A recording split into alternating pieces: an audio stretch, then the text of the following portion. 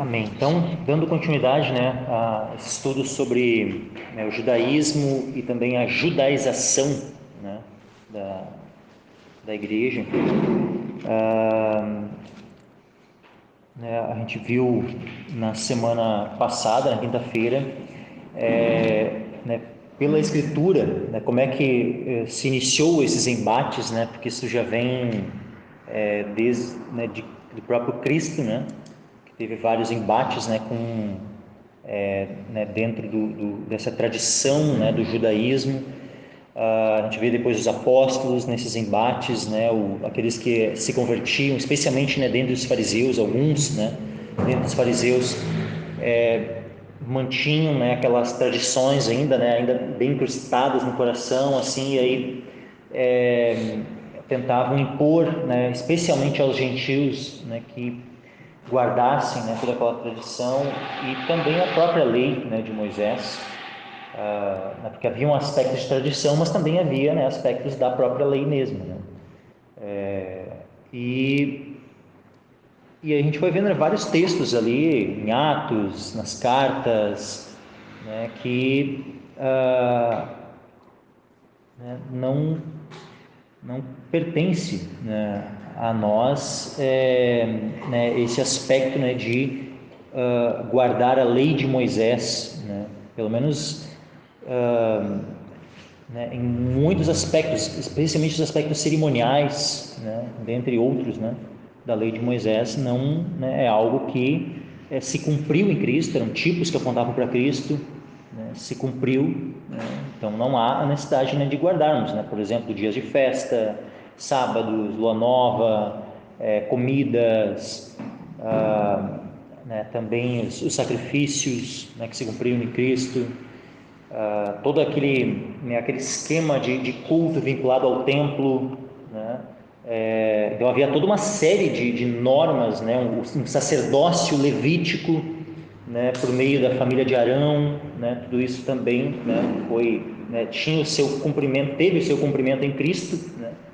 Que é, né, outro sacerdote de outra linhagem, né, que não vem da linhagem de Arão, né? Ele é sumo sacerdote segundo a ordem de Melquisedeque.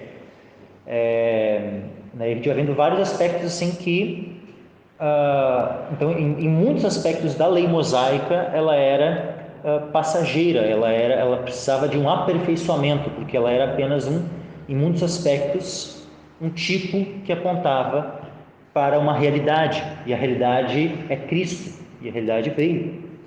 É óbvio que existem muitos aspectos da lei, né, princípios morais que são eternos, que não vão passar. Tem ali, por exemplo, mandamentos, né? Não terás outros deuses diante de mim, né? Pega ali os 10 mandamentos de maneira geral, né? Tirando especificamente a questão, né, do sábado em si, né, como um dia específico, né, todo aquele formato de guardar o sábado que havia, né, na lei de Moisés, também é algo, né, que nós vemos nas cartas aqui, né, de Paulo, né, e nos próprios embates com os fariseus também, né, ali, no próprio Cristo, né, nessa questão, né, que, né, não é a mesma coisa também, né, mas o princípio de guardar um dia, né, de tu não ser avarento, né, e trabalhar todos os dias da semana, isso aí permanece também. Então, mesmo no mandamento do sábado, né, também há um princípio, vamos dizer assim, um aspecto em que ele deixa, né, vamos dizer assim, não tem uma permanência, mas existe um aspecto de permanência, mesmo nesse mandamento, né? Então, ali há uma... E agora a gente vai vendo, né, hoje, então, a partir de então, né, ao longo da história, né? Pode comentar. Aqueles termos que a gente conhece, assim, cerimonialista e memorialista, eles vêm dessa época, são utilizados por algumas formas de interpretação. Memorialista é no sentido assim, né, de trazer a memória, né? Então, tipo assim, a ceia, né, ela é memorialista, ou seja, né, nós fazemos a ceia em memória de Cristo. Vamos dizer assim, é um aspecto, se a gente for analisar, é um aspecto cerimonial do Novo Testamento, né, da Nova Aliança, né, porque é uma cerimônia, batismo, ceia, né, são ordenanças, né, são cerimônias, né, do Novo Testamento, né, e que são feitas, né, no caso, especialmente a ceia, né, em memória do sacrifício de Cristo. Então, nesse aspecto, sim. Mas agora, né, no sentido, a lei de Moisés, eu sei que tem interpretações diferentes, tá? Tem pessoas que dão... Como se fosse um legado, assim, deles, dos judeus, não, mas assim, mas eu só entrando num aspecto assim que muitos dão uma explicação, tá? E pessoalmente eu concordo com essa explicação. Que a lei de Moisés nós poderíamos, né, ter ali tem gente que não concorda, tá, com isso. Tem gente que diz, não, a lei de Moisés é uma, não tem como dividir e tal, né, e toda ela foi abolida e tal. Tem uns que são dessa linha de pensamento, assim.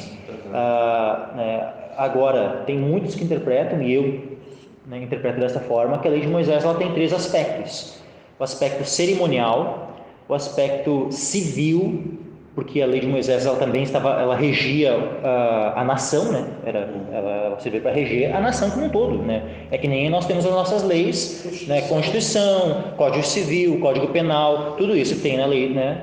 A lei de Moisés cumpria todos esses aspectos, né? Então nós podemos chamar então de aspectos civis, né? Para, vamos dizer assim, até a própria, como é que o rei ia ter que ser escolhido, os deveres do rei, tudo, né? Tinha muitas questões, né? Que estavam ali definidas. E então tinha esse aspecto civil, o aspecto cerimonial e o aspecto moral. No aspecto civil e cerimonial é que a lei de Moisés teria sido, vamos dizer assim, né, entre aspas, assim, abolida, né? Ou seja, não haveria mais, né, a necessidade do cumprimento, porque a lei civil tu vai estar sujeito dentro da lei do país onde tu estiver. Então, no país onde tu estiver, tu vai estar sujeito àquela ordenação humana na qual, né, tu está. Então, né, no sentido de lei civil, tu vai cumprir a lei do teu país, né, do teu estado, da tua cidade, né, do local onde tu habita. No aspecto de lei cerimonial, todas as cerimônias elas apontavam para Cristo e se cumpriram em Cristo. Então, nesse sentido, elas foram abolidas porque não há mais a necessidade de cumprimento, uma vez que Cristo cumpriu e veio, né? Mas já no aspecto moral, o aspecto moral, ele é um reflexo da própria justiça de Deus. Então isso não tem como passar, é algo permanente. Amarás o teu próximo como a ti mesmo, está na lei de Moisés. E vários outros aspectos, né, sobre a verdade, o falso ou verdadeiro testemunho, né, o adultério, o homicídio, e vários outros, né, vários aspectos que regem a vida, né, das relações, né, entre as pessoas, assim, né, de justiça, de amor, né, tudo isso, né, tudo aquilo que é moral na lei, né, permanece, né? Então, nesse sentido, assim, não há uma mudança, né? Porque a lei de Moisés era um reflexo, né, do próprio padrão de justiça, né, que há em Deus. Então, e Deus não muda, então, né, nesse aspecto não tem como mudar, né? Então é isso, só para a gente dar sequência aqui. Então a gente vê o que? No início, então, os primeiros embates, né, eles se deram principalmente com a seita dos fariseus. Né, Cristo, a gente vê ali, né, os embates que ele tinha eram com os fariseus. Depois, quando surge aquela questão que a gente leu lá em Atos 15, eram alguns da seita dos fariseus que haviam, né, crido e tal, que estavam promovendo aquele tipo de situação de querer obrigar os gentios a seguirem a lei de Moisés, a serem circuncidados, né, circuncidarem os filhos e tudo mais, né, e guardarem todo esse aspecto, né, das cerimônias, né, da lei de Moisés.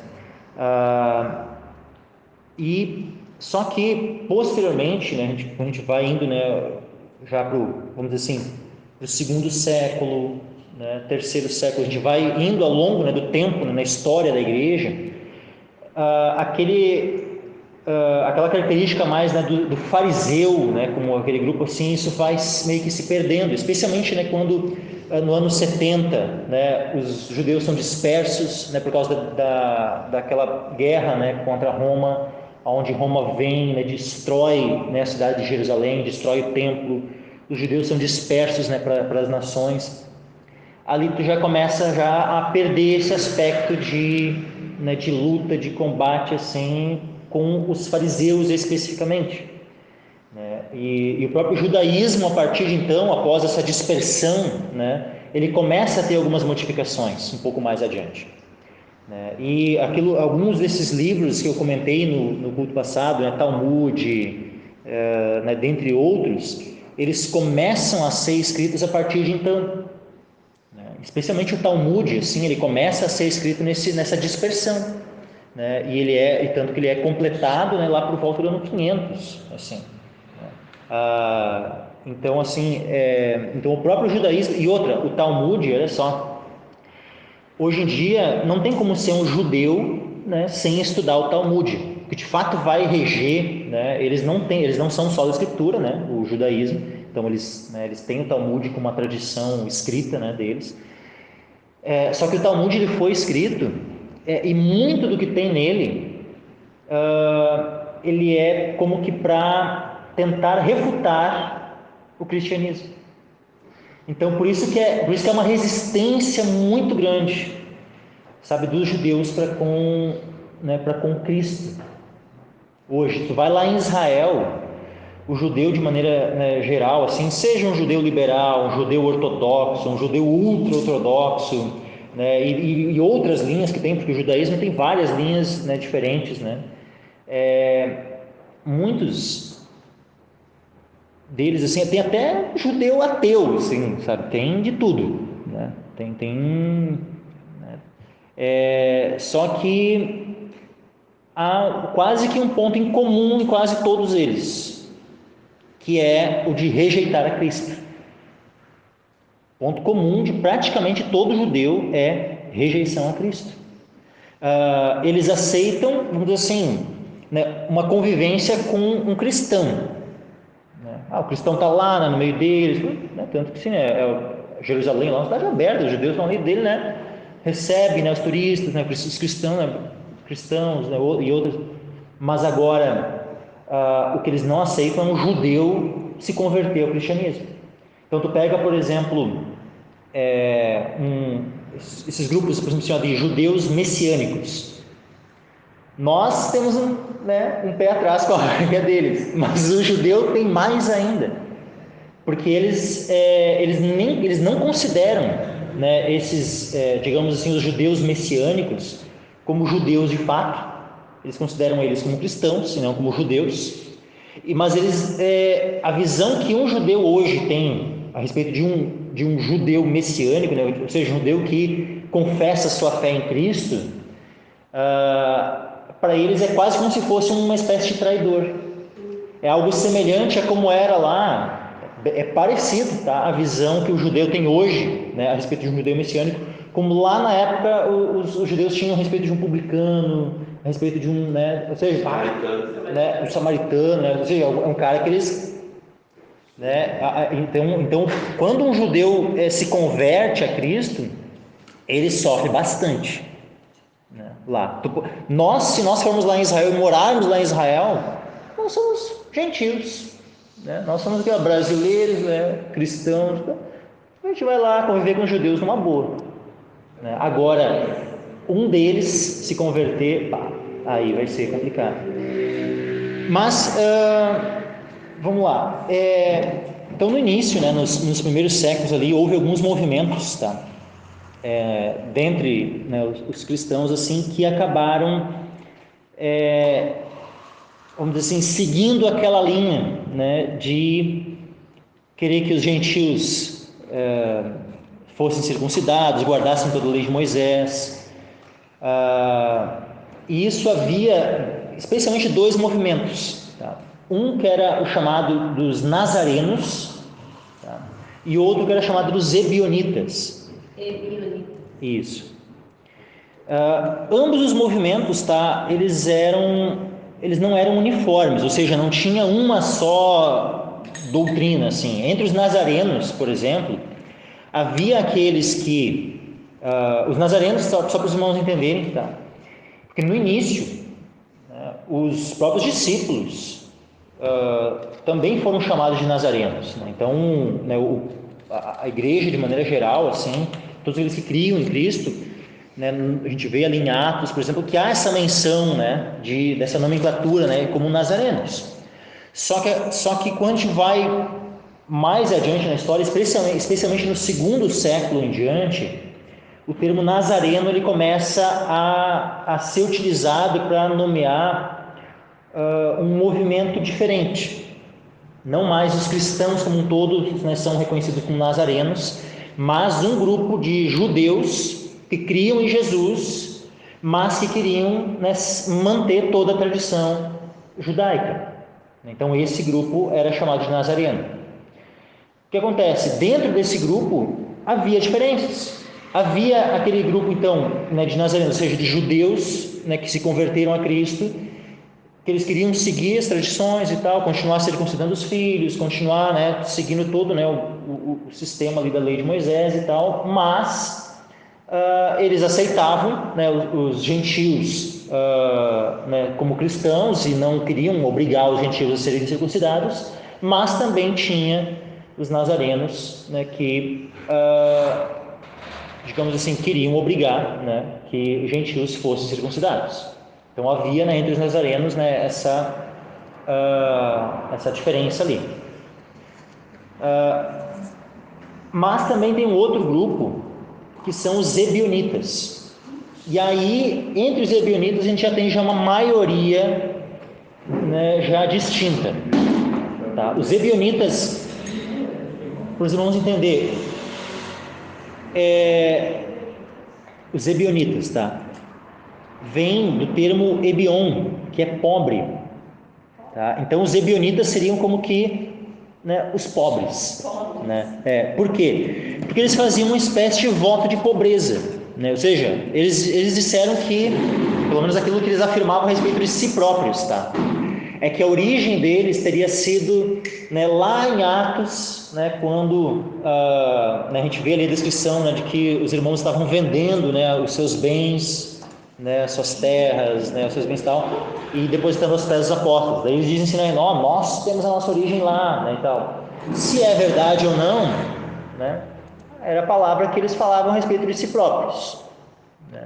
Deus sabe se era verdade ou não, né, que eles tinham essa origem mesmo.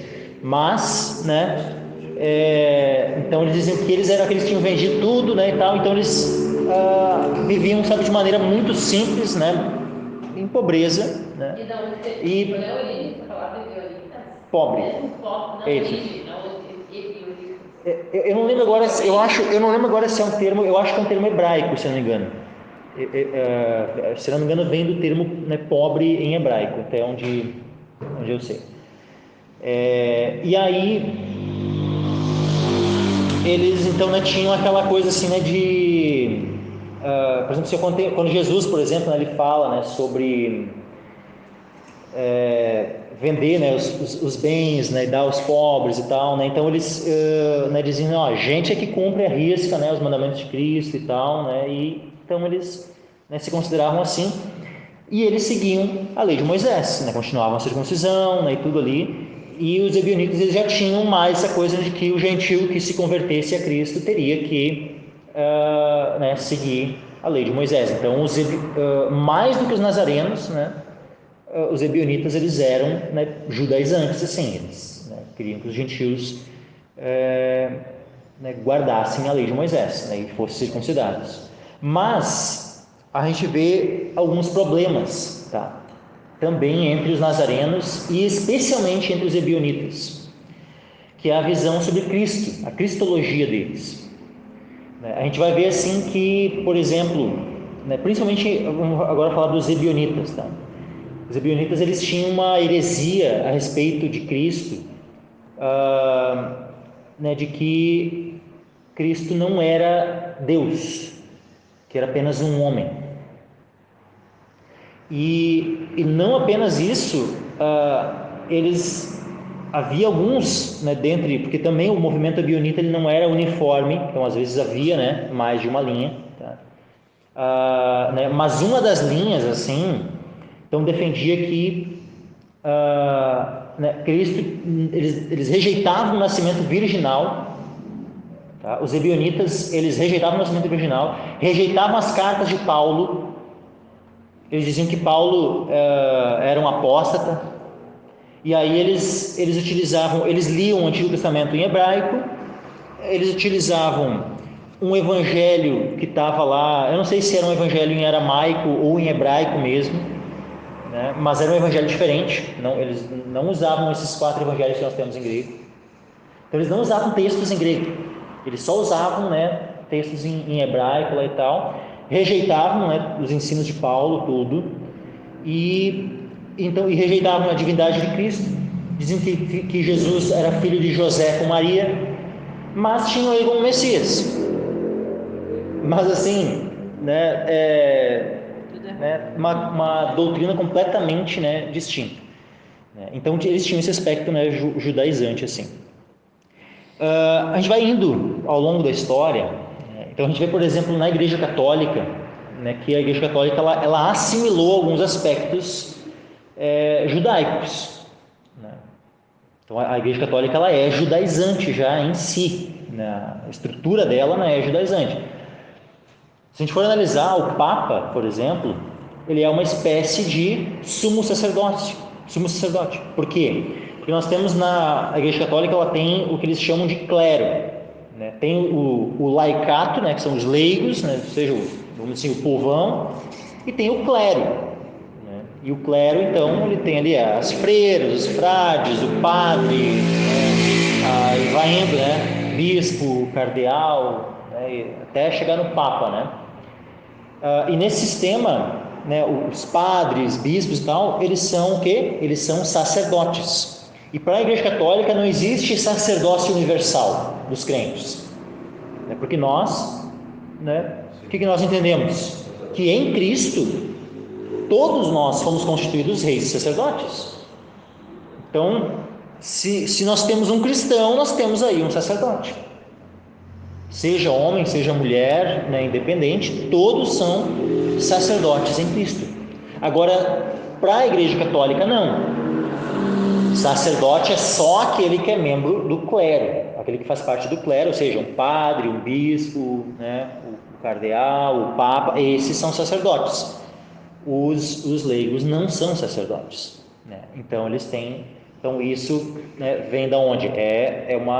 Vamos dizer assim, tentar aplicar, né, aqueles princípios que havia na antiga aliança, na lei de Moisés, querer trazer para si, né, um sacerdócio, né, ali conforme tinha, né, Arão como sacerdote, né, e a sua descendência, né, e as outras tribos ali que eram, né. Agora a gente vai ver assim, a gente tinha na lei de Moisés, como eu disse, né, os aspectos civis também, né? Então, através da lei de Moisés, nós temos, né, na nação de Israel uma teocracia. Nós temos uma teocracia, onde, né, de fato havia uma mistura, né, entre a igreja e o Estado. Ou seja, o Estado de Israel, a nação de Israel como um país, como um Estado, né, como uma nação, ela estava entrelaçada, né, com a própria a própria noção de igreja, de congregação, né, era a congregação de Israel. Então havia essa união ali. Por quê? Porque era uma teocracia, por isso que havia essa união. Agora, após Cristo ter vindo, morrido, ressuscitado, né, e então essa administração da nova aliança, né, após Cristo, continua essa teocracia com Israel ali? Não. Então nesse aspecto isso muda e então agora o evangelho é para ser proclamado a todas as nações. A forma de governo, né, da igreja, ela passa a ser local, então, né, não tem mais esse sistema, sabe? E aí, só que a Igreja Católica ela puxa lá e ela tenta novamente, justamente quando surge a Igreja Católica, é nesse vínculo com o Estado, né? Lá, Concílio de Nicéia, né, depois mais adiante, né, quando, né, tem aquele outro edito mais adiante que proclama, né, o cristianismo como religião oficial do Estado, né, e tudo mais. Então a gente vai vendo assim que, né, por meio da Igreja Católica volta essa união de igreja e Estado. né? E isso é uma tentativa de voltar àquele padrão da antiga aliança. Só que quando é que, vamos dizer assim, a igreja vai estar unida ao Estado? É só quando Cristo voltar. Por quê? Porque daí, de fato, a igreja, né, o povo de Deus, vai estar de fato governando, regendo as nações. Cristo, o Rei dos Reis, né? E nós governando com Ele. Então isso de fato vai voltar a ser uma teocracia, vai voltar a estar unido, mas quando? Só após a vinda de Cristo, após a volta do Senhor. Antes disso, não. Antes disso, há uma separação entre igreja e Estado. Então, por enquanto, nessa judaização, isso seria uma heresia. Sim. Tentar unir igreja e Estado é um aspecto judaizante. É judaizante. Até porque a gente tem isso agora. Tem esses princípios, né, de tentar governar, né, misturar as duas coisas, né? Tentar misturar essas duas coisas. E a gente vê, por exemplo, que na época da Reforma, o que acontece? Imagina, tu vem de séculos e séculos de domínio da Igreja Católica com essa visão de união igreja e Estado. Então a gente vê que na Reforma, a maioria das igrejas protestantes não perderam esse ranço, vamos dizer assim, né? Essa tradição. Então tu vê os luteranos, os presbiterianos e outras linhas, né, reformadas e tal, a maioria delas estavam vinculadas com o Estado. Eram igrejas estatais, né? Então aqueles que tinham bem claro, desde antes da Reforma já, né, uma divisão, uma separação entre igreja e Estado, igreja é uma coisa, Estado é outra coisa, nenhum se mete no outro tal, eram os anabatistas, né? Graças a Deus depois, né, hoje, vamos dizer assim, acaba que a maioria dos protestantes, né, tem já essa visão, né, de separação. Apesar de, né, atualmente, né, o negócio está começando a ficar uma confusão novamente, né? Mas vamos lá, vamos para a gente poder, né, ganhar tempo aqui, né? Tem bastante assunto pela frente.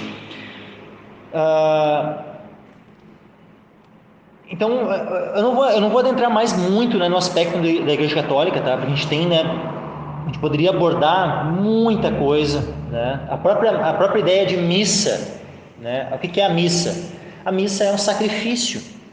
Por quê? Porque quando o padre ele vai lá, abençoa a hóstia, né, e abençoa o vinho, eles entendem que com isso o vinho está sendo transformado no sangue de Cristo e a hóstia está sendo transformada no corpo de Cristo. Eles creem que isso acontece literalmente. E aí o padre, como um sacerdote, ele oferece novamente aquela hóstia que se transformou no corpo de Cristo, eles oferecem novamente em sacrifício.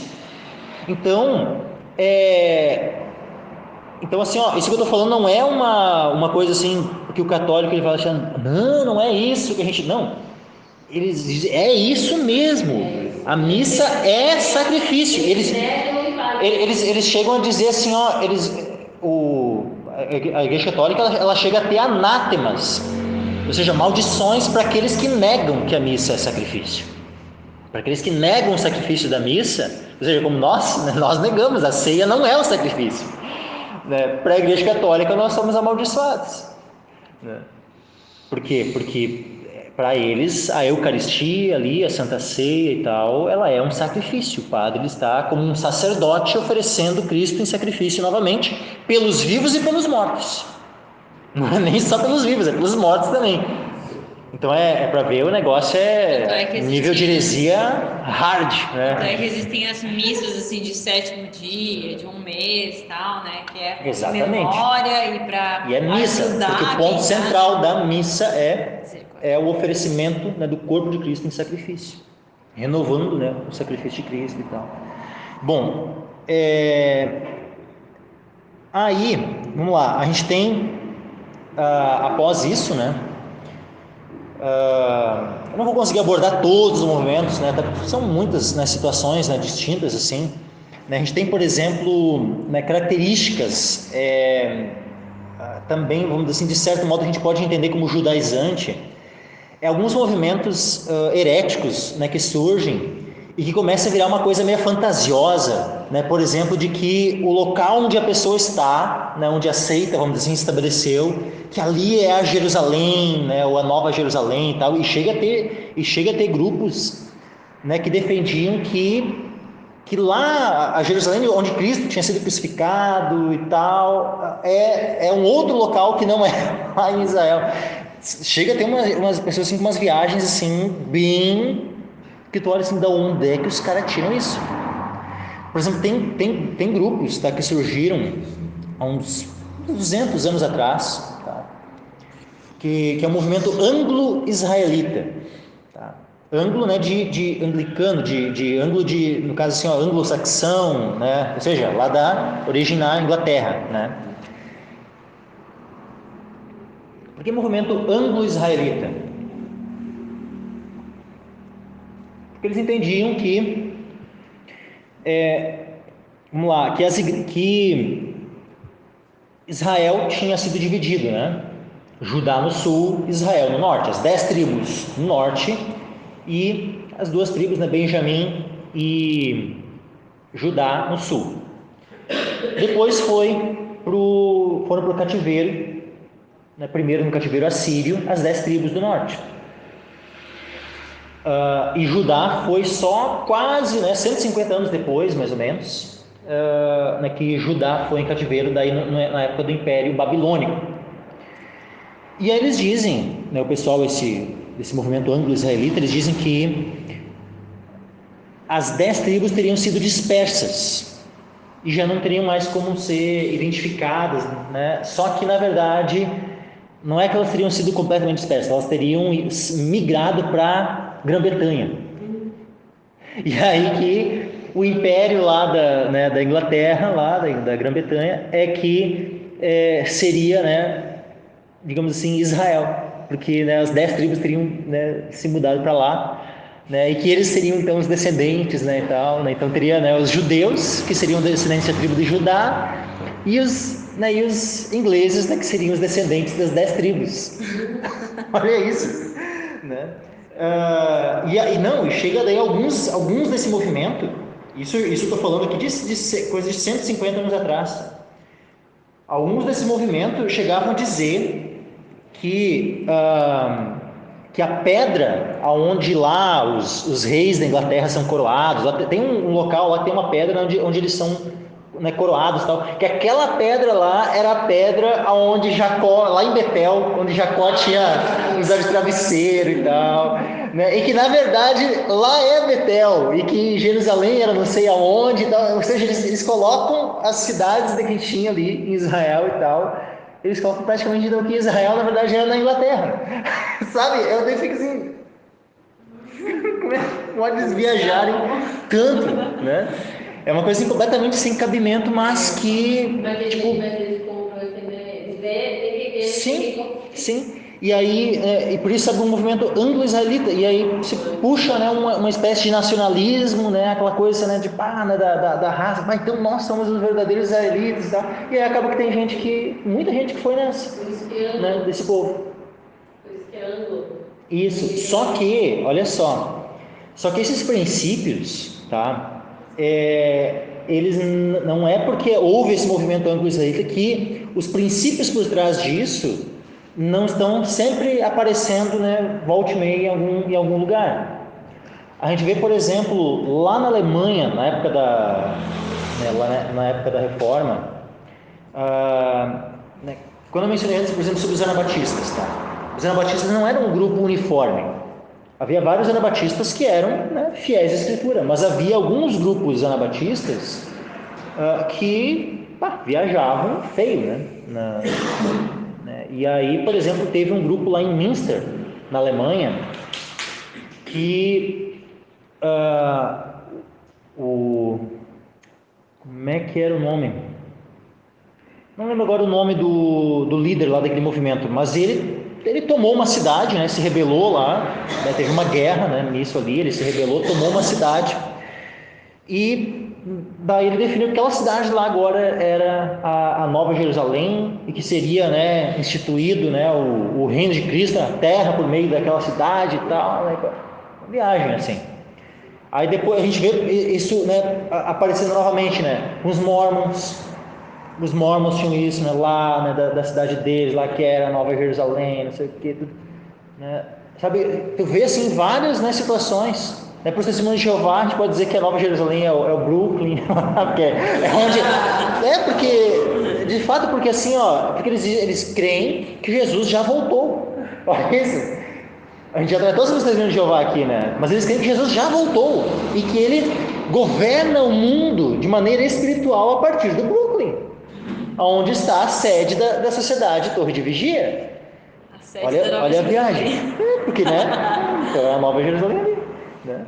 E só que assim, ó, agora voltando, né, para esse aspecto, né, de vamos dizer assim, da genética, tá? Porque tu vê que aí, nesse movimento anglo-israelita, tu vê que há um aspecto de querer se identificar com os israelitas geneticamente.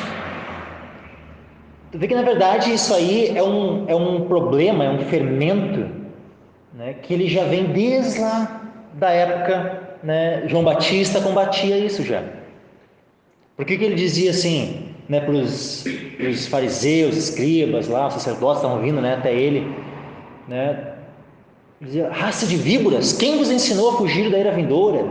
E não comeceis a dizer entre vós mesmos: nosso pai Abraão, tal, porque dessas pedras você pode fazer filhos de Abraão. O que era isso?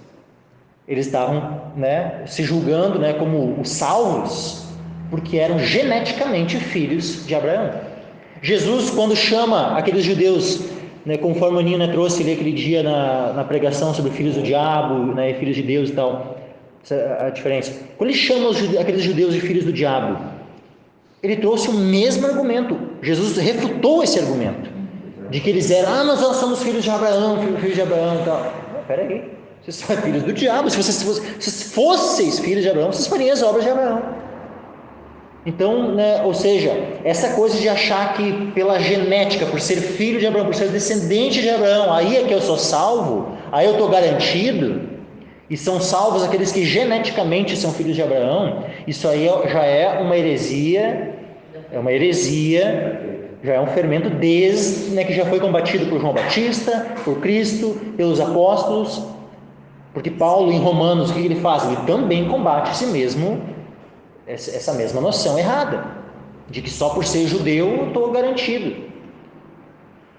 Ele deixa bem claro, já ficou evidente que tanto gentios como judeus, todos estão debaixo do pecado, né? Paulo afirma isso em Romanos. Então todos precisam de Cristo, né, para serem salvos, e isso não se dá de maneira genética. Só que tem movimentos, irmãos, assim, ó, que é o movimento das duas casas de Israel. Se você ir, assim, ó, não precisem ir, não vão, tá? Não vão atrás dessas coisas. Mas tem esses movimentos na internet, assim, ó, que são movimentos variados, tá? Não são movimentos uniformes, tá? Mas são movimentos que defendem a doutrina das duas casas de Israel, né? Que daí teria a casa de Judá e a casa de Israel. Só que são movimentos que alguns até, vamos dizer assim, eles espiritualizam, né? Eles usam como uma analogia, né, da casa de Israel, como se referindo a só que aí tem diferença também. Às vezes eles usam a casa de Israel e daí dizem que isso se refere aos gentios e a casa de Judá aos judeus, só que outros invertem e colocam a casa de Israel como sendo os judeus e a casa de Judá como sendo, né, digamos assim, a igreja, né, sabe, porque daí, né, é vinculada a Cristo, e Cristo era judeu, né, digamos assim, da tribo de Judá, então daí seria a casa de Judá, aqueles que estão em Cristo. Então, né, tipo, há explicação diferente, mas apesar de alguns, vamos dizer assim, espiritualizarem e não vincularem isso geneticamente, tá? Tem alguns grupos que defendem essa coisa de casa de Israel, casa de Judá e tal, né? E acabam trazendo isso para uma ideia genética, como se, eu já vou explicar o porquê, né? Como é que se dá isso. Eles dizem assim, ó, que Judá, praticamente, quando foi para o exílio babilônico, voltou e se tornou os judeus, e as outras tribos se dispersaram pelo mundo. E aí, que, vamos dizer assim, a igreja, aqueles que iriam sendo salvos, seriam aqueles pertencentes, digamos assim, exatamente, a essas 10 tribos que estariam espalhadas pelo mundo. Então, aqueles que têm uma herança genética dentro dessas 10 tribos seriam aqueles que estariam crendo, né, e se convertendo. Aliás, a gente escuta até de pouco o Altimeiro, já escutei pastores falando isso, infelizmente. De repente, um de nós aqui é descendente das tribos de Judá e não sabe. Eu já expliquei isso. Não, e pode até ser, né? Pode até ser, mas isso não vai fazer diferença alguma. Só que entende que nesse ensino, nessa doutrina, é como se a nossa salvação, é como se nós só somos salvos, nós só cremos porque tem algum genezinho aí, né, de uma dessas 10 tribos. Quer sacralizar, né? Tipo assim, Ou seja, quer vincular a uma questão, a uma ligação genética com Abraão. Ou seja, se nós não temos ali no nosso sangue, né, alguma pontinha ali de um DNA lá de uma das 10 tribos, né, de alguma das tribos, Não vamos crer. então é porque, então tu não é eleito, então tu não é dos eleitos, ó, tá, exatamente, tá lascado, tá perdido. Né? E assim, meus, isso é heresia. É heresia. Vincular salvação a genética de Abraão é heresia. Foi combatido por João Batista, por Cristo, pelos apóstolos. Como é que nós vamos afirmar um negócio desses? Sabe? Então, assim, né, tem ali, quando Oséias fala sobre a casa de Judá e a casa de Israel e tal, né, há uma menção a essa profecia ali em Pedro, e Pedro vinculando a igreja, sim, é óbvio, né? Aqueles que não eram meu povo agora são chamados, né, povo de Deus e tal. Tudo bem, né? Mas isso é em que sentido? É um aspecto genético que Pedro está usando aquela profecia para se referir, né, à igreja do Senhor, ao povo de Deus? Não, é um aspecto espiritual, né? Então, assim, quando alguém usa, né, apenas de uma forma espiritual, né, aquelas profecias quando fala das casas de Israel e tal, tá tudo bem, tranquilo, né? Quer ficar ali fazendo, né, coisa, os judeus são a casa disso, o restante do povo é a outra, né? Se não vai vincular uma questão genética, mas agora vinculou um aspecto genético, como tem muitos que estão fazendo isso, tá? É heresia. Heresia. Não existe salvação por ser judeu, salvação porque tem algum sangue, né, de origem, né, em Abraão. Porque daí, no caso, o sangue de Jesus se torna nulo, certo? Porque a salvação não é pelo sangue de Cristo, né? Acaba que a salvação é pelo sangue de Abraão, né? Se tu tem na tua veia aí, correndo, né, algum resquício do sangue de Abraão, tu tá salvo. Se não, né? Sangue de Jesus, então não é mais o sangue de Cristo que nos salva, né? Então tu vê que o negócio é heresia de perdição, isso aí, tá?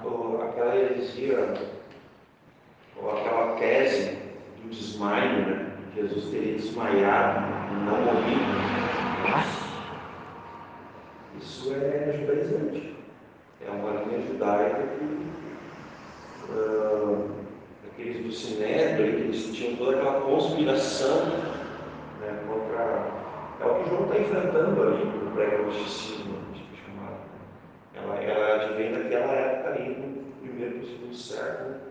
Começam essas teorias de conspiração, porque tem aquela fala entre digamos assim, os judeus que governavam espiritualmente e os romanos. Eles queriam evitar alguma conspiração que Jesus tirasse o corpo dele, porque cuide para que não tire o corpo, bota uma pedra bem pesada, né? Então, nesse aspecto aí, surgiu algumas heresias, algumas teses ridículas. Essa do desmaio é terrível. Jesus não teria morrido, mas teria desmaiado, ficaram 3 dias desmaiado. Os muçulmanos, né, têm eles dizem, né, que Jesus não... Porque tu pega assim, provavelmente deve ter surgido entre os judeus, né, algumas dessas teorias, né, que depois os muçulmanos, tipo assim, apropriaram, né? Mas se tu for pegar a maioria dos judeus, né, a maioria deles, eles só dizem que Jesus morreu, né, e morreu, ficou morto, né? Mas certamente tem, né, grupos, né, que defendam isso, né, e os muçulmanos provavelmente devem ter pego, né, de judeus essa porque hoje, né, quem mais defende essa mentira, né, essa louco, né, né, que nega o evangelho, hoje, né, os que mais defendem são os muçulmanos, né? Mas é uma coisa assim terrível, né? Agora, vamos lá. A gente tem vários aspectos aqui que eu quero tratar ainda, claro. E no caso assim, por exemplo, ali em São Paulo a gente tem um templo de Salomão lá. Então, de uma outra obra, não genética, mas aí no Brasil a gente tem uma linguagem mais hiperpentecostal, neopentecostal, que é aquela do ato profético, o ato profético. Daqui a pouco eu vou chegar, porque eu estou indo assim, ó, tipo, numa linha meio histórica, né? Então daí a gente já vai chegar logo nas igrejas, né, atuais, movimentos atuais, né, e tudo. Né? Daí olha só, vamos lá. O que vem na sequência? Né? Então o anglo-israelismo, né, que eu comentei, e lógico, né, esses movimentos que a gente tem reflexo até hoje, né, em movimentos diferentes, né, desse aspecto de vínculo genético, né, com Israel. Ele começa ali há uns 200 anos atrás, né? Por mais que, né, como, né, na verdade a gente foi indo, né, ele já tem já é uma heresia, né, que já existia desde a época de Cristo, né? Então, tipo assim, essa é algo que ao longo da história acompanha. Algumas pessoas, por exemplo, tiveram lutas com isso, assim, né? Por exemplo, eu lembro do John Bunyan. John Bunyan, no livro dele, Graça Abundante ao Principal dos Pecadores, né? Ele tem um livro assim que é uma autobiografia que ele escreve. Ele diz que no momento da vida dele, ele sofreu com uma tentação nesse sentido, né? Tipo assim, ele estava ali desesperado, será que eu sou salvo, será que eu não sou, e tal, e daqui a pouco, né, naquela luta assim, ó, né, vinha, sabe, para ele, né, se convencendo, tipo, tenta então encontrar, ver se tu não é descendente de algum judeu e tal, né, porque daí se ele, né, e aí, só que daí, né, graças a Deus, é óbvio, né, que todas essas lutas que ele teve, né, Deus deu vitória, né, sobre essas tentações. Ele confessa que isso foi, né, que isso não era uma coisa verdadeira, né, isso era uma falsidade, uma mentira, né, algo que ele, né, posteriormente rejeitou, né, como algo completamente supérfluo, né, como sem valor algum. Mas ele chegou, num dado momento, a ser tentado, né, nesse sentido, né, de achar que ele só teria alguma chance de ser salvo se ele tivesse, né, alguma origem né, judaica. Né?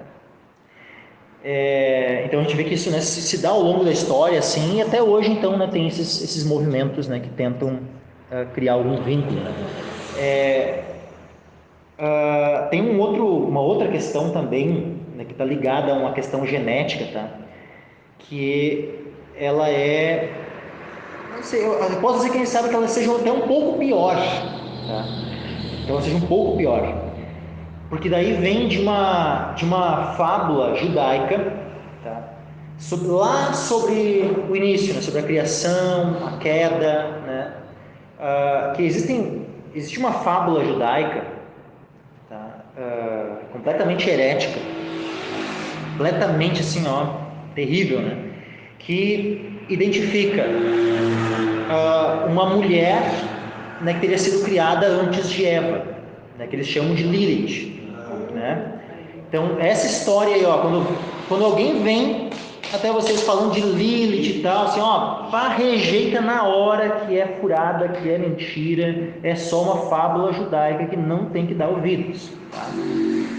Mas aí qual é a teoria, né, essa fábula que eles contam? Então a Lilith teria sido a primeira mulher a ser criada antes de Eva, e que teria sido criada não da costela de Adão, mas teria sido criada, digamos assim, formada do pó da terra, que nem Adão, né? Então Deus teria criado no início Adão e Lilith, ambos do pó da terra, né? E aí a Lilith não queria se submeter a Adão, foi rebelde, né, para com ele, e foi expulsa. A primeira feminista. A primeira feminista. Aí Deus vai e cria, né, a Eva a partir da costela de Adão. E aí eles dizem que a serpente que enganou Eva teria sido a Lilith. porque ela, uma vez que teria sido expulsa do Éden, ela teria sido transformada num demônio. E aí esse demônio, Lilith teria, entrado novamente no jardim em forma de serpente e enganado a Eva. Só que daí por um outro, tu vê que essas fábulas, são bem,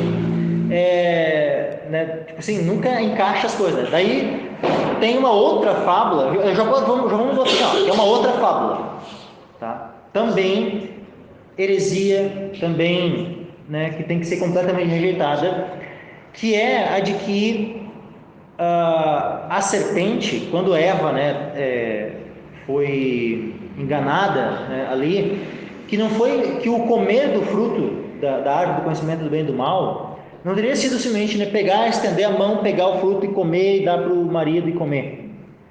Teria sido ter relação sexual com a serpente.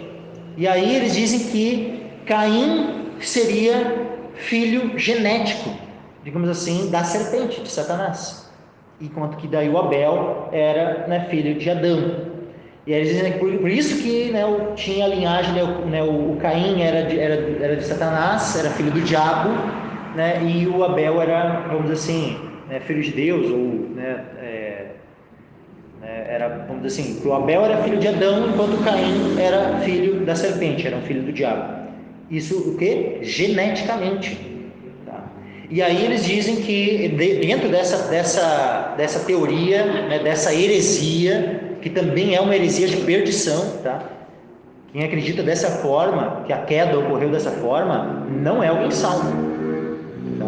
Não tem como alguém ser salvo crendo dessa forma, porque isso é uma distorção completa do ensino bíblico. É tocar em Gênesis 1, 2 e 3. Exatamente. Não dá para tocar. Não dá. Aí o que acontece? Então eles, nessa história de dizer que Caim era filho da serpente geneticamente e Abel era filho de Adão, daí, naturalmente, então eles dizem que há uma descendência humana e uma outra descendência que é de uma semente maligna, digamos assim, de uma espécie de ser híbrido, vamos dizer, E aí que teria, ao longo do tempo, assim, sempre essa, vamos dizer assim, essa mistura, assim, e aí que os salvos, vamos dizer assim, seriam aqueles que não tinham essa contaminação, e aqueles que se perdem, aqueles que são os filhos do diabo e tal, seriam aqueles que têm essa genética contaminada, que vinha digamos assim, de Caim e tal. Ou seja, mais uma vez volta, a salvação daí então não é por meio da fé em Cristo, pela obra redentora do nosso Senhor. A salvação por fim é, se eu sou um humano, com o meu DNA perfeitinho, vindo de Adão e Eva, eu sou salvo. Agora, se o meu DNA não foi, vamos assim, tem um resquício lá do DNA do Caim, acabou, eu estou perdido. Ou seja, não é mais por fé em Cristo, é por DNA. Então, tu vê que, olha onde é que vai dar essas heresias. Não que isso haja apoio, mas eu acho que é uma interpretação sempre tendenciosa da própria heresia, do grupo, que é disseminar o engano, a mentira, porque em Romanos vai ter aquele comentário ali na carta daqueles que eram como Adão, e muitas pessoas dizem que eles não teriam pecado antes ali são duas interpretações diferentes ali, naquele texto de Romanos ali, que comentam desses que eram descendentes de Adão e não conheceram o pecado. Só que o problema é que ali fala, depois, até Moisés. As pessoas elas se valem desses textos para disciplinar engano. É uma interpretação desonesta. Com certeza. Fora de contexto. Com certeza. Todo, assim, essa é outra coisa. Toda a humanidade caiu em Adão. Tá? Essa história de que de que Adão e Eva tinham filhos lá no Éden, ou qualquer outra coisa, ou de que havia outros homens, outras pessoas antes ali e tal, assim, é tudo furada, tá? Não existe história. Adão e Eva, ela é a mãe de todos os viventes, todos vêm a partir de Eva. Não tem ninguém que exista que não tenha né, a sua ascendência lá em Adão e Eva. Aqui em Ponto. Capão tem igrejas que ensinam essas porcarias aí, né? Ah, sim, aqui em Capão tem igrejas que ensinam essas heresias aí que eu estou comentando. São heresias. E assim, e são heresias de perdição. Sim. Tá? Porque assim, ó, onde é que vai dar isso? Na negação da obra de Cristo. O próprio Romano vai dizer, todos pecaram e todos foram destituídos da glória. Exatamente. Todos carecem, né? E todos caem em Adão. Todos caem em Adão. Imagina que injustiça que seria, né, se tivesse nascido um filho, né, lá de Adão e Eva, um filho lá bem de boa, lá no Jardim do Éden e tal, aí porque a Eva e o Adão pecam lá e ele ser afetado. Né? Não é uma coisa que não faz sentido. Né? Então não havia sido gerado nenhum filho antes da queda. Os filhos só foram gerados após a queda. O primeiro descendente, né, de Adão e Eva é Caim. E depois Abel.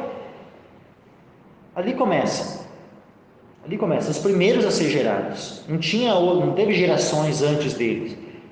É óbvio que tiveram várias gerações. Adão e Eva continuaram tendo filhos após Caim e Abel. Mas agora, antes deles. Mas vamos lá, vamos prosseguir aqui. É interessante a gente fazer alguns comentários. A gente vê que muito do que eu estou comentando aqui são o quê? São fábulas judaicas. Tu vê por que fala, né, a respeito, né, das fábulas, especialmente tem um momento que a gente leu, né, na quinta-feira passada, né, sobre fábulas judaicas. Menciona assim, fábulas judaicas. Tu vê o problema que traz, né, esse tipo de coisa. Então assim, aí a gente tem ali agora então também, né, por volta de uns 150 anos atrás, né, surge, por exemplo, o movimento adventista, né, que já tinha ali algumas coisas antes, né, mas ali é o movimento que ganha força, né, o movimento judaizante, né, com a questão da guarda do sábado, a questão, né, da dieta alimentar, né, de Levítico, né, e vários outros aspectos judaizantes assim, né, no sistema, né, adventista. Só não vou adentrar aqui, né, nas várias linhas, né, e interpretações do adventista, porque a gente já fez isso numa outra oportunidade. Então, né, quem quiser retomar, né, todos os aspectos, né, de doutrinas judaizantes, né, dos adventistas, né, tem lá né, no YouTube, né, já foram publicados, né, tem uma playlist ali, umas 2 ou 3 pregações, ministrações, né, estudos pelo menos, né, então dá para abordar lá. Mas, né, não poderia deixar de passar, né, sem fazer menção, né, também aos adventistas, que é, né, um movimento, quem sabe um dos movimentos hoje, né, mais fortes, né, nesse sentido, né, judaizante, né, é uma das seitas judaizantes, né, que tem mais força hoje, né, os adventistas. Mas vamos, né, já, né, seguir, né, e ver outros movimentos também. Teve um movimento que surgiu lá nos Estados Unidos no início do século passado, tá, que é Igreja Universal de Deus. Não é a Igreja Universal do Reino de Deus, tá? É a Igreja Universal de Deus, né? Surgiu lá nos Estados Unidos, né? Não lembro agora o primeiro nome dele, mas o sobrenome é Armstrong, né? O fundador, né, dessa seita. E também uma seita, né, judaizante, né, com a questão só que sim, daí ele diz que não teve influência dos adventistas, que não teve influência de Mormon, que não teve influência de outros, mas quando vai olhar no histórico e testemunho de outras pessoas, inclusive da própria igreja adventista, né, vai olhar lá, sim, vai olhar o histórico, tem lá, né, ele não chegou a ser membro da igreja adventista, né, mas ele chegou a fazer parte de um movimento dissidente da igreja adventista. Então a igreja adventista ela teve algumas ramificações, né, de dissidentes do ramo principal, e ele fez parte então de um desses ramos dissidentes. E aí então, né, essa igreja universal de Deus, né, ele se autoproclamou, né, o profeta, né, e tal, né, e só ele é que era o certo, né, só a igreja dele é que era, né, a igreja da restauração e tal, né? Exclusivismo todo, né? E com a questão da guarda do sábado, a questão dos alimentos, né? Todos, né, vários aspectos judaizantes assim, né? Mas ele dizia não, mas isso aí eu recebi de Deus. Mas, né? Olha lá no passado ele teve contato com adventistas, com testemunhos de Jeová e teve contato com mormons. E nas doutrinas dele, dessa seita, junta um pouquinho das doutrinas de cada um dessas três heresias, dessas três seitas. Uma saladinha de tudo. Então teve esse movimento lá nos Estados Unidos também. Eu também quero comentar sobre o movimento dos judeus messiânicos. Tá? Os judeus messiânicos é um pouco complicado. Porque o que acontece? Eu não vou taxar, tá, todo o movimento, né, judeu messiânico como algo herético, tá, como sendo uma seita, porque o movimento ele é, vamos dizer assim, ele é muito variado, tá? Ele é um movimento muito variado. Então, assim, quais são os ramos, né, dentro dos judeus messiânicos? O movimento judeu messiânico ele já tem assim, as origens, tá? Se dá há mais de 100 anos já. Então o que acontece? Começaram, as primeiras, quando começa a surgir esse movimento, muito começou nos Estados Unidos, eram judeus que estavam se convertendo, mas queriam manter muitas das suas tradições. Até aí, vamos lá, dá para dar vamos dizer assim, um certo, uma colher de chá, porque a gente vê no início ali, a gente vê em Romanos, a gente vê ali em Atos, que havia muitos daqueles que criam em Cristo e que ainda eram zelosos da lei. A gente vê ali em Atos, a conversa de Tiago com Paulo, quando Paulo chega lá em Jerusalém e tal. Então havia muitos que criam, que continuavam circuncidando os filhos, continuavam seguindo vários aspectos da lei. Isso a gente está falando de judeus, judeus que criam em Cristo. Então até, vamos dizer assim, haver, ainda manter alguma tradição, manter alguma coisa, o cara ele é judeu, ele era, vamos dizer assim, ele já tinha aquela tradição e tal, e aí ele vai, se converte a Cristo e tal, e mantém, ainda, várias, até aí tu dá uma colher de chá. Só que o que acontece? Nós temos, por exemplo, no Brasil, vários movimentos, de, entre aspas, judeus messiânicos, que não são judeus, que são brasileiros, que são gentios, e que vão para um movimento chamado judaísmo messiânico, e começam a se vestir como judeu, se circuncidam, começam a fazer... O que é isso? Isso é judaização. Isso é justamente aquilo que Paulo disse que não era para acontecer lá para os Gálatas. Então assim, uma coisa é lá o judeu, que ele ainda está ele vida toda naquela tradição e tal, mas agora ele creu em Cristo e tal, mas ele ainda mantém ali uma tradição. É uma coisa diferente de um gentio que tem uma tradição completamente diferente e que ele passa, a fazer parte de um movimento assim e resolve ele adotar toda essa tradição, essa coisa para si. Isso, do povo judeu. Isso está errado. Isso está errado. Aí é a judaização. Aí é aquilo que Gálatas combate veementemente. Então assim, aí tu vai ver um monte de gente aí participando desse movimento judaico-messiânico, e que eles não são judeus, são gentios. Seria o caso do Mateus, que é brasileiro? O Mateus é um exemplo, mas ele não é nem o caso de ser judeu messiânico, porque ele não crê no Messias. Ele é só um prosélito judeu. O Mateus do Donato? Não. Esse aí é do movimento judaico-messiânico, Mas o, É uma das autoridades. Eu não conheci assim. mas qual é outro problema, tá? além do problema, né, de gentios que começam a entrar nesses movimentos, né, e começam a se tornar os judeus, né, se convertem a uma espécie de judaísmo, né, só que, mas a gente também crê em Cristo. Além desse problema, nós temos um outro problema, tá, com o movimento, né, do judaísmo messiânico, que é doutrinas essenciais, né, como a doutrina de Deus, a cristologia.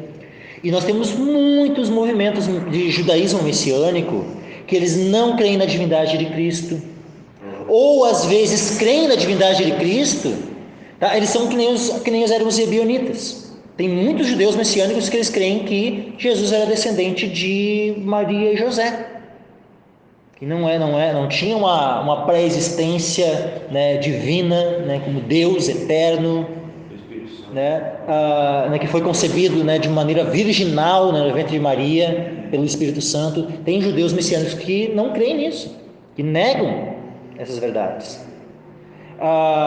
Já tem judeus messiânicos que creem nisso.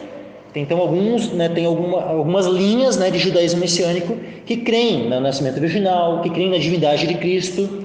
Só que aí também vai ter algumas diferenças, porque tem judeus messiânicos que, quando vai olhar a doutrina deles, eles afirmam a divindade de Cristo, eles afirmam, né? Tá? Só que daí, quando vai chegar, tu vai ver que, mas não é a trindade que eles creem, é no unicismo. Eles creem em manifestações distintas. Então, sabe, movimentos de judaísmo messiânico é bem complicado, porque a maioria vai ter algum problema. Ou é um problema de gentios que estão ali, que a maioria é gentil e está ali se fazendo de judeu, né? Ou tu vai ter o problema de que são judeus de fato, né, crentes em Cristo, mas quando tu vai olhar assim bem a fundo, o Cristo que eles estão crendo é um Cristo diferente do que está apresentado na Escritura. É um Cristo que é apenas humano, ou é um Cristo que é Deus, mas é no sistema unicista, onde não é 3 pessoas, é uma pessoa só que se manifestou de 3 formas. Então, assim, tu pegar um judeu messiânico, que o cara nasceu judeu, a vida toda era judeu, se converte e passa a crer em Cristo, e esse Cristo que ele crê é o Cristo da Escritura, né? Trindade, né? O Pai, Filho, Espírito Santo, 3 pessoas, né? E tudo, né? Mas um só Deus e tudo mais, assim, é difícil. Dentro do movimento do judaísmo messiânico é uma minoria.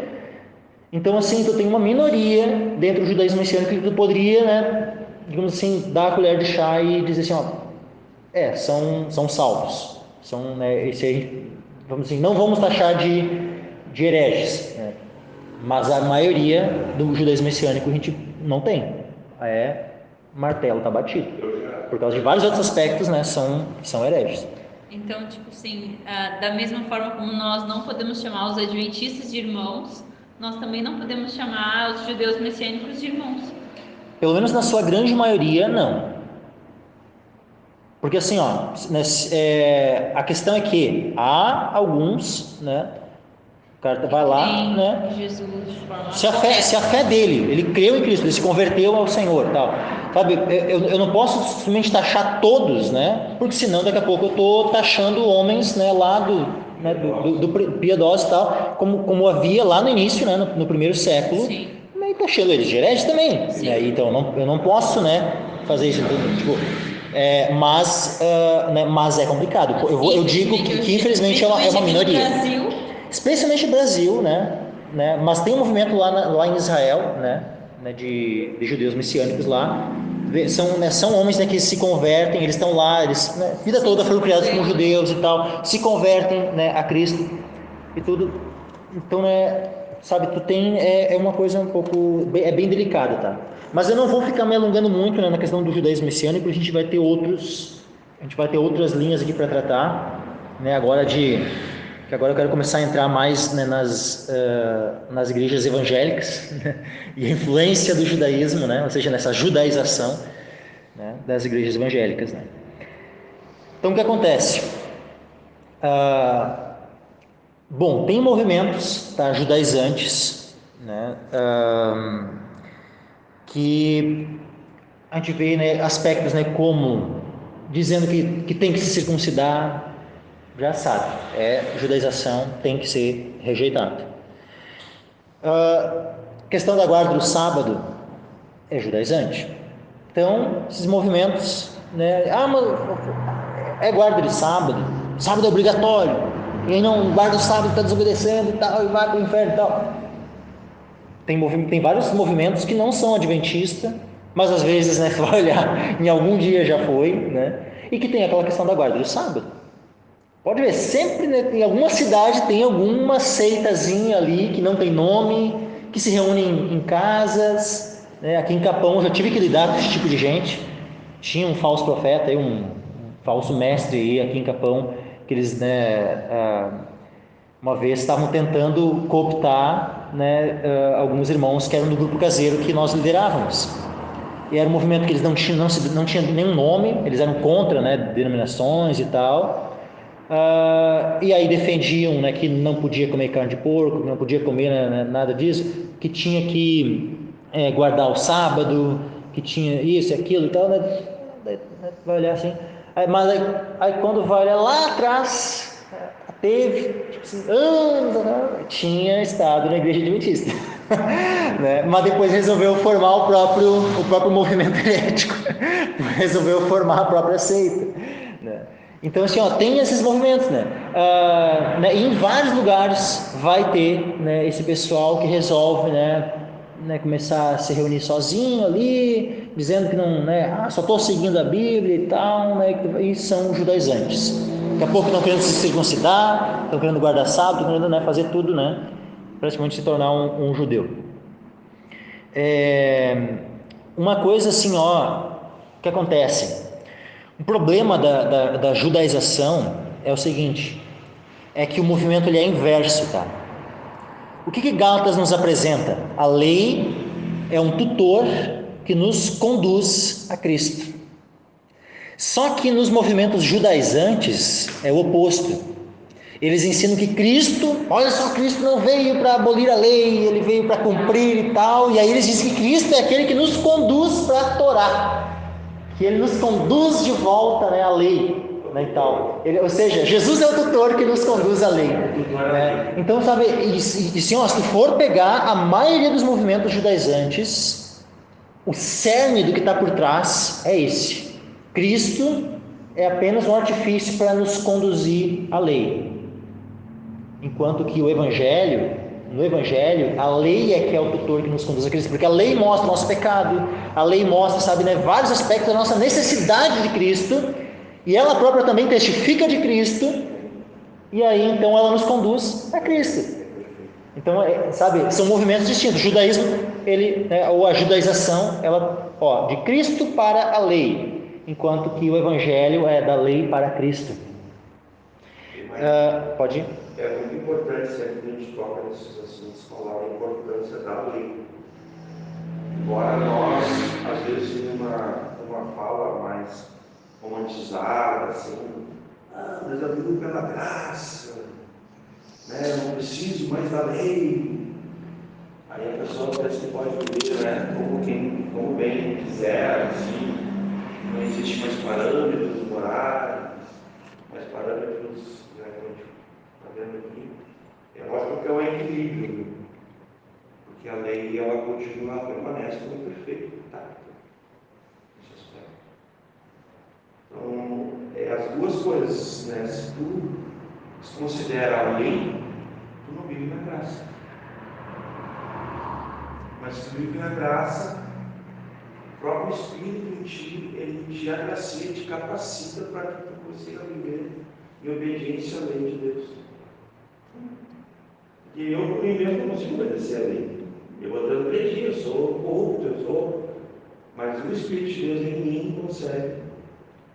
Essa substituição acontece para que eu possa exatamente andar em obediência com a lei, que é o caráter perfeito de Deus, esse aspecto. É a regra moral, o caráter de Deus e tudo mais, tudo entende. Porque daí que eles devem ter graça barata. Que as pessoas que acham que agora estão na graça, então, posso fazer o que eu quiser, posso viver do jeito que eu quiser, não dá nada. Né? Eu não vivo mais pela lei, né? Estou livre, né? Nada mais agora me censura, nada mais me limita, nada mais me... Então, isso é um desequilíbrio, um entendimento muito grande que a gente encontra hoje em dia.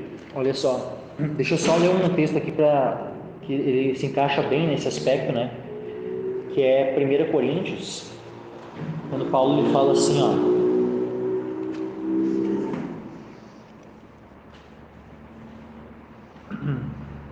É, 1 Coríntios 9, versículo 20 e 21. E fiz-me como judeu para os judeus, para ganhar os judeus. Para os que estão debaixo da lei, como se estivesse debaixo da lei, para ganhar os que estão debaixo da lei.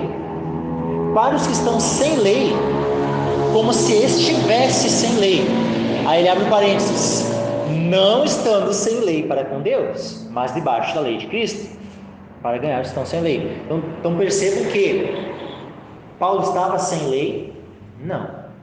Paulo não estava sem lei. Nós estamos sem lei? Não, nós não estamos sem lei. Nós estamos debaixo da lei de Cristo. E a lei de Cristo, né, tanto é o Evangelho, como também é o padrão eterno, né, do que é justo. Né, e que a gente percebe isso na lei de Moisés. Na lei de Moisés, como a gente tinha comentado no início, né, todo o padrão moral da lei de Moisés é eterno e nós estamos debaixo desse padrão moral. Amém. Nós precisamos viver debaixo desse padrão moral. Amém. Ou seja, nós não estamos sem lei para com Deus. Como diz aqui, não estamos sem lei para com Deus, mas debaixo da lei de Cristo.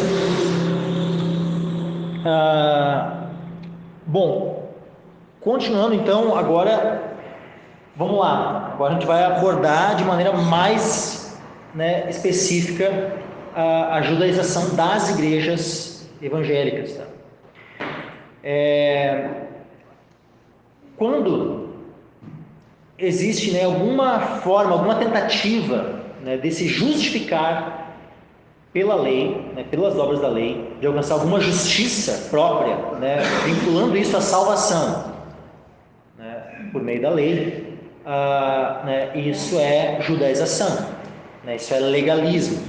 Então isso é um dos aspectos que foram, né, combatidos, porque a salvação não é pelas obras da lei, a salvação é pela graça. Uma coisa é, nós temos o dever de obedecer à lei de Deus.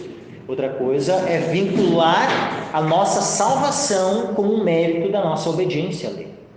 São duas coisas completamente diferentes. Então, o tentar se justificar por obras da lei, isso é judaização. E quando pega qualquer movimento judaizante, um dos martelos que eles vão estar ali, martelando, é que eles, né, dizem, as igrejas evangélicas e tal, dizem que tu não precisa guardar a lei, né, e tal, e eles dizem, né, quem não guarda a lei não vai ser salvo, tal. Né, então eles sempre entram, né, com essa linha aqui, tem que guardar a lei, e aí quando fala em guardar a lei, daí eles já vêm, então não pode comer carne de porco, então tem que guardar o sábado, então tem que fazer isso, daqui a pouco vem a circuncisão, daqui a pouco vem... Então, né, por quê? Porque eles entendem, né, que guardar a lei, então tem que, né, tomar cuidado sim com essa, né, com esse legalismo, né, de achar que a justificação ela se dá por obras, né, especialmente por obras, né, da lei. Outros aspectos de judaização, né, essa coisa, sabe, de querer se apropriar de costumes judaicos. Aí tem gente que vai lá, vamos lá, o Moni citou antes ali, né, a Igreja Universal do Reino de Deus, né, do famoso bispo Edir Macedo, né, o falso profeta. O que acontece? O Edir Macedo, né, que é um herege, né, ele é herege por vários aspectos, né, por uma teologia neopentecostal de teologia de prosperidade, confissão positiva, dentre vários outros aspectos que a gente não vai abordar hoje, né. Mais adiante a gente vai abordar esse aspecto da teologia, né, de prosperidade, confissão positiva e outras questões mais, né, do neopentecostalismo. Mas hoje a gente vai abordar, tá, apenas esse aspecto judaizante que há, né, no neopentecostalismo e, sei lá, em qualquer tipo de movimento aí evangélico, né, que haja. Vamos lá, usam kippah, né, que é aquele chapeuzinho assim, aquele, né, cabeça para orar e tal. Aí tu olha assim, mas de onde tiraram esse negócio? 1 Coríntios 11 não diz que é uma desonra para o homem orar de cabeça coberta? Aí uma hora, tipo assim, o texto bíblico está dizendo que é desonra o homem orar com a cabeça coberta. Mas daí eles vão lá e pegam um costume judeu e cobrem a cabeça para orar. Então vale mais a tradição judaica do que o próprio que Paulo escreveu aos Coríntios, lá em 1 Coríntios 11. Aí usam o talit, né, que é aquele manto, né, que tem as franjas, né, na borda do manto, assim tal, aquele manto branco, né, com as tirinhas azuis, assim tal, né, que os judeus usam. Aí eles usam aquele manto lá, cobre a cabeça também com aquilo, né, e tal, né, lá. Aí o que o Maninho estudou antes, o Zandoná, não sei como é que Zandoná, né, ele toda vez que ele está ali, né, pregando, né, e tal, ele está sempre com aquele manto, né, com aquele talit, né, ali e tal, né, e o kipazinho na cabeça. Mas tem várias igrejas, né, que se dizem evangélicas que aderem a esse tipo de movimento. Aí o povo vai lá, fazem viagem lá para Israel, aí chega lá no Muro das Lamentações, ficam lá na beira, lá no lado do Muro das Lamentações, colocam o kipazinho na cabeça, pegam, anotam, né, os pedidos de oração no papelzinho, colocam lá nas frestinhas no muro, sabe? Mesmo se algum dia algum de vocês for para Israel, Se batiza de novo lá no Jordão. batismo no Rio Jordão, assim, ó, o batismo no Jordão, 7 mergulhos. eu vou dizer que o batismo no Rio Jordão, ele nem é um aspecto judaizante, ele é mais uma superstição mesmo. O quê?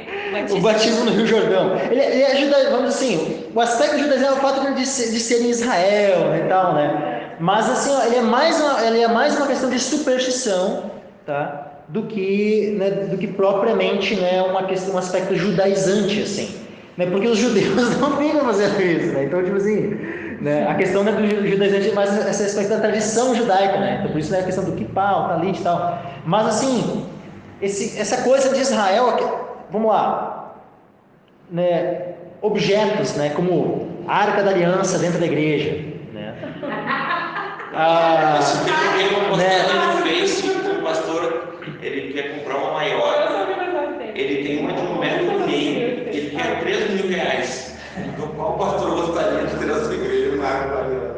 Então assim, ó, a Arca da Aliança, Menorá, que é aquele candelabro, né, a Estrela de Davi, né, que é, né, aquela estrela que tem na bandeira de Israel, que até é problemática porque, né, ela, Para outros significa, vamos dizer assim, ela tem, né, todo um significado ocultista, e tem quem afirme, tá, que essa estrela, na verdade, ela nunca foi estrela de Davi, que na verdade ela era a estrela do deus Renfã, que tinha sim vínculo com Israel, mas que na verdade era um vínculo idólatra, né, de Israel. Aquela estrela que, se não me engano, é Estevão que fala, né, a estrela do deus Renfã e tal, que seria essa estrela, né, de 6 pontas ali e tal, né, que tem na bandeira. Então, assim, ó, essa coisa, sabe, de bandeira de Israel na igreja, né, e tal, sabe, é problemático tudo isso. Lá em Porto Alegre, eles levaram a bandeira de Israel, viajaram para lá, levaram uma igreja bem grande, eu acho, que eu conheço os irmãos, saíram da quadrangular até encontraram esse ministério e fizeram tipo um corredor polonesco que passasse por debaixo da bandeira. Receberia uma unção que o pastor recebeu lá em Israel, na viagem. É uma viagem. Mas são acessórios, são nomes, né? Nomes que são empregados, né? Na linguagem. Sim. Nome Yeshua, nada. Mas tem uma judaização também. Que foi Então, vai influenciar o louvor, né? Sim. As igrejas, como se fosse uma coisa assim mística, o fato de eu falar assim, Yeshua no Mashiach, acho que tem mais poder do que o Jesus. Então assim, ó, tem vários aspectos aí, tá? que eles são místicos, supersticiosos, né? Né, a questão do shofar, né, tocar shofar, né, no início do culto para atrair a presença de Deus. Tinha uma irmãzinha lá na viagem lá, aquelas que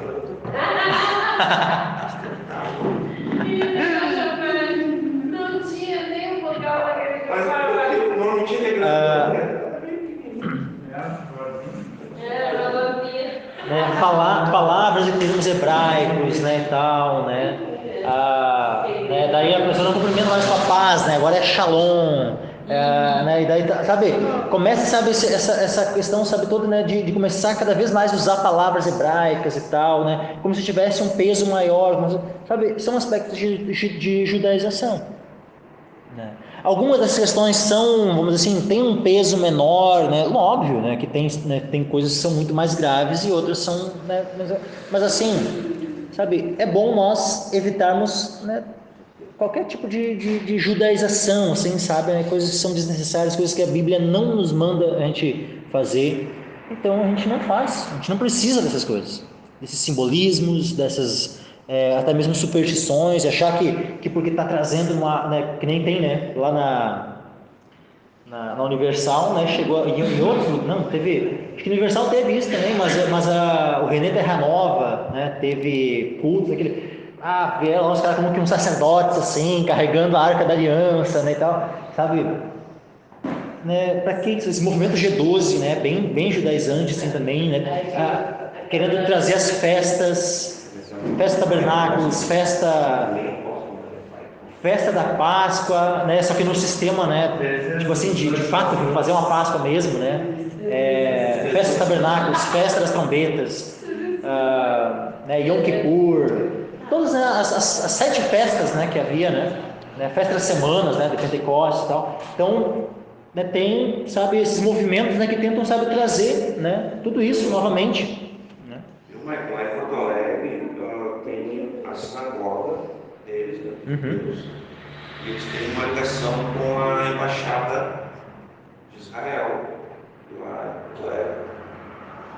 E eles começaram a ver interesse nas igrejas em conhecer a cultura judaica. Aí eles começaram a criar uma apresentação para ir nas igrejas e ensinar cultura assim, religiosa do judaísmo, né? Mas veja, um pastor bem conhecido nosso. Eu estava lá na época de irmãos, quis que um desses embaixadores fosse lá na igreja para ensinar nós costumes, as questões religiosas judaicas. E eu fui um dos que me opôs, pelo amor de Deus. Esse é outro aspecto da judaização. Olha só, valorizar a interpretação dos rabinos. Tá? Quem tem mais... vamos lá. Quem de fato tem revelação da Escritura? Da Escritura. Quem de fato tem revelação da Escritura? Quem creu em Cristo e agora é habitado pelo Espírito Santo, ou quem rejeitou a Cristo? Quem de fato tem revelação da Escritura? Quem crê em Jesus. Quem crê em Jesus. É dito, o que Paulo disse a respeito dos judeus que não creram, que não se converteram ainda, que há um véu nos seus corações. Quando eles leem Moisés, quando eles leem todos os livros da Antiga Aliança, há um véu em seus corações. Então, quem é que está mais capacitado a interpretar, olha só o que eu vou dizer agora, os livros do Antigo Testamento? Quem é que está mais capacitado a interpretar os livros do Antigo Testamento? Um rabino judeu ou um cristão? Um cristão, meus irmãos. Um cristão. Só que hoje em dia tem gente dando mais valor para a interpretação que os rabinos judeus dão por Antigo Testamento. Não, porque eles, é a tradição deles. Sim, exatamente, eles vão interpretar conforme a tradição. Uma tradição que principalmente está vinculada ao Talmud, que foi feito basicamente para rejeitar a Cristo.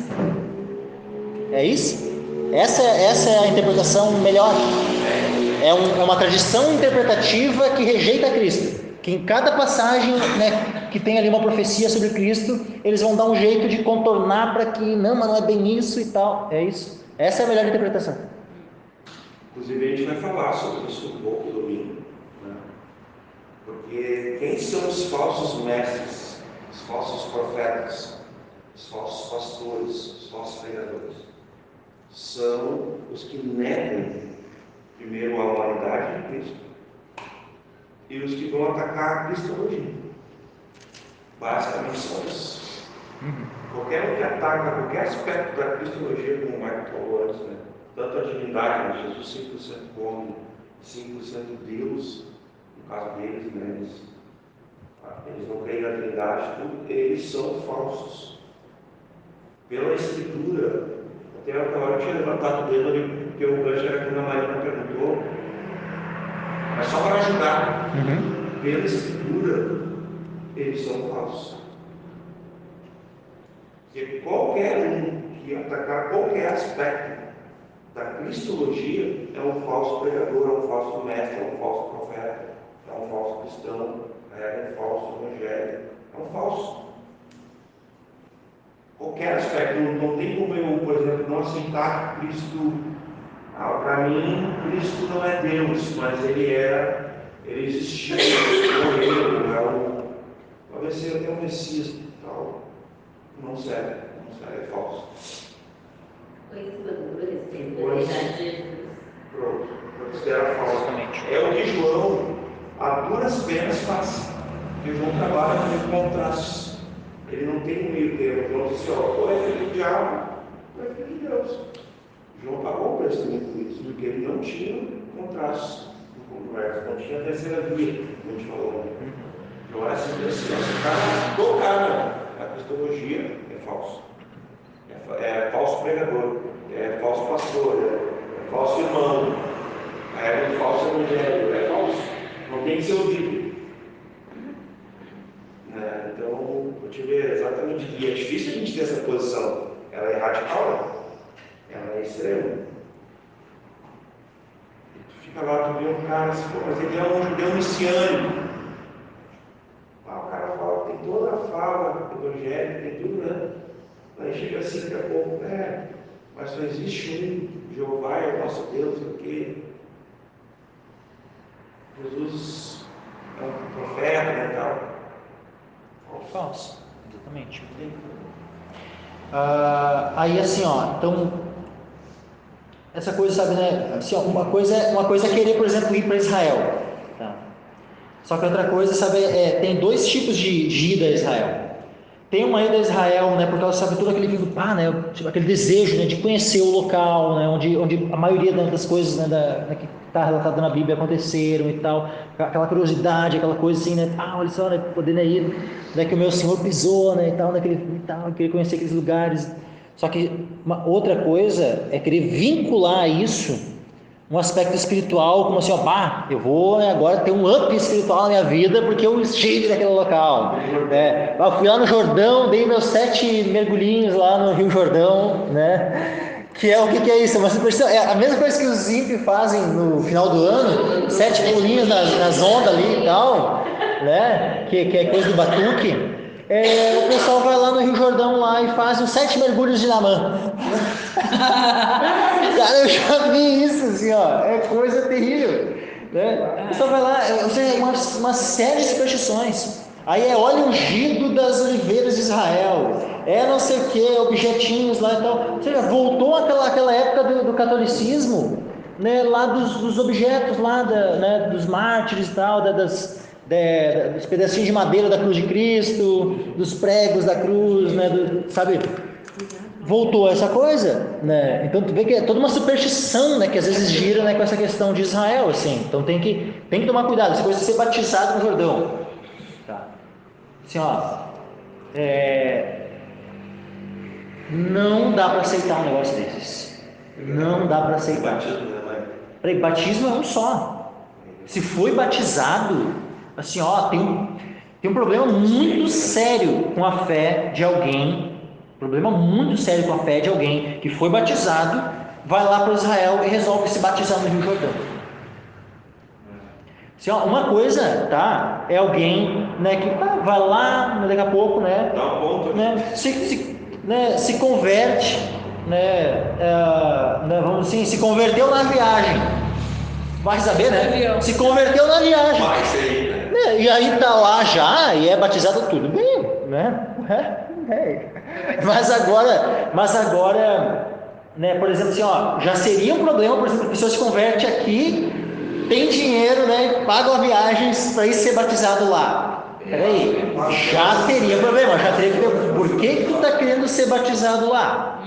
Né? Já teria que averiguar muito bem essa história aí, porque daqui a pouco já está nascendo um discípulo aí todo errado já, né?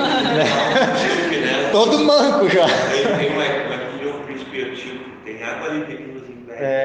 Exatamente, não precisou voltar, né? Não voltou lá para ser batizado lá no Jordão. Né? Felipe não levou ninguém lá de volta lá para o Jordão para batizar. Apenas tomar um banho,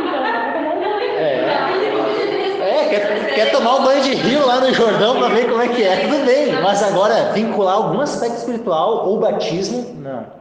Tá? Então qualquer superstição assim, ó, objetos provenientes de lá, qualquer poder que possa ter, não, tudo isso tem que ser rejeitado. Né? Chega a ser um ponto que não tem umas amuletos, né? Tem um aspecto então, né, que ele acaba não sendo nem necessariamente judaizante, mas é mais um vínculo supersticioso, né, com a terra de Israel, místico, né? Mas para a gente poder né, encaminhar assim, e poder concluir, né, esse assunto hoje, eu quero também trazer aqui um aspecto que é assim, ó, Bíblia judaica, tá? Tem gente que acha assim, pá, agora sim, eu tô com uma Bíblia judaica completa, né? Essa aqui é que é a original, essa é que é a... Opa! Por favor, assim, ó, ela é toda problemática, tá? Eu já peguei já manuseei, eu não tenho ela em casa, não fiz questão de comprar, porque eu já manuseei uma dessas Bíblias judaicas, tá? Assim, ó, chega em Gálatas, é uma coisa terrível, porque simplesmente essas Bíblias judaicas, elas no final de contas, elas são judaizantes mesmo. A Bíblia judaica, uma tradução, né, chamada Bíblia judaica, ela é judaizante. Tá? Quer ser judaizado? Compra a Bíblia judaica, então. Aí tu vai ser judaizado. Mas agora, né, tu vai chegar ali em Gálatas e não vai mais ver aquilo que está tão claro, né, quando a gente lê ali. Quando tu pegar uma Bíblia judaica na mão, tu vai chegar ali, ó, fala da lei, daí não está escrito lei, no grego é só nomos, lei.